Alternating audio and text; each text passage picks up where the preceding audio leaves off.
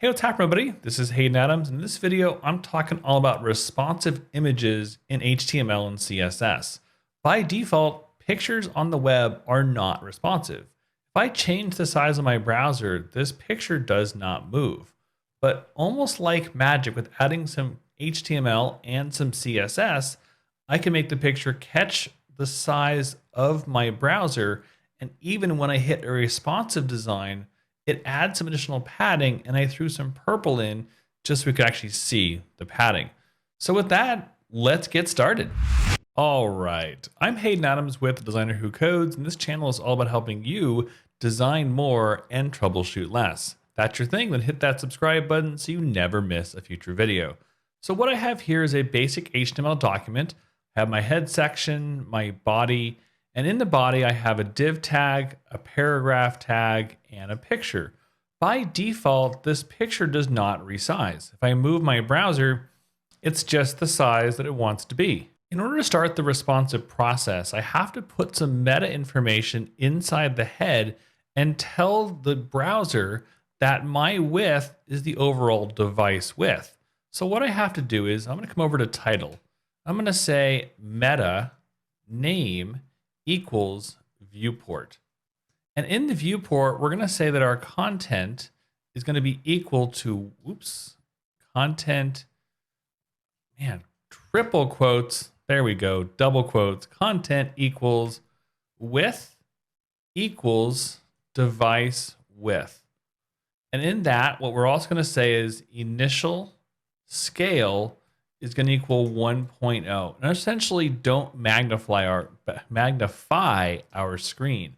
Talking became difficult all of a sudden. If I save this and now I refresh my page, now look what happens. Okay, so nothing happens. That's because we haven't actually turned our picture to become responsive. The good thing is that our width now is the width of the browser on the screen. So what we have to do next is come over to the custom CSS section. In here, what I want to do is I want to set my picture to be fluid or responsive.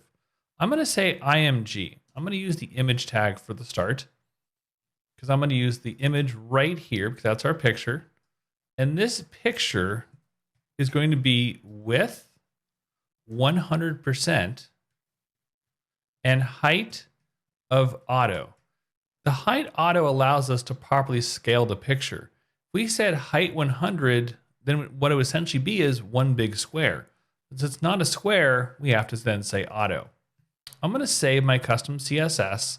And now when I refresh the page, look what happens. The picture grows and shrinks based upon the overall size of the browser. That's good. However, we don't want every picture to be that. We essentially want only the pictures we designate to be that. So I'm going to do a little change. I'm going to say not image, but period image fluid. What this is going to be is we're going to add a class to this picture, whereby we then can say in the image section, class is image fluid. Now when we save it, it'll still work. But if I duplicate this paragraph and I remove the image fluid, now one picture will be static and one picture will be responsive. That allows me to pick and choose which picture I want. Now, 9 times out of 10, you're always going to, I wouldn't say always because it's 9 out of 10, but a majority of the time, the image fluid would be applied to a picture, but every so often you don't want pictures to move. Your logo in the top might not move. The bottom footer social media icons might not move. So in those cases, you might not want to use image fluid. Now, let's say on this picture, when it hits a certain size, let's say a mobile device, I want to add some additional padding. So if I think about a web design on a phone, I have my thumbs and fingers on the left and right of my screen. So what I want to do is I want to add some additional padding to this picture when it hits a specific size. And for that, we have what are called media queries. I'm going to go to my CSS and say at media screen and max width 500 pixels. That'll catch almost all, if not all, the responsive mobile designs. From here, I'm going to say period responsive and add one more curly bracket. And in the responsive, I'm going to say padding 0px and 20px. Now what that means is I'm going to add padding 0 to the top and bottom, but I'm going to add 20 pixels to the left and the right. I also want to add a background color of purple just to see that it's working. I always add really strong colors just to make sure I see my media query is working. And if I don't see the purple, then of course it's not built properly.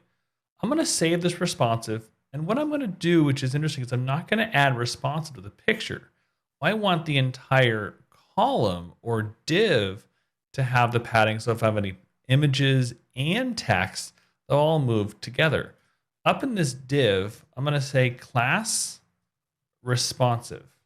And when I save it, let's come out for a second.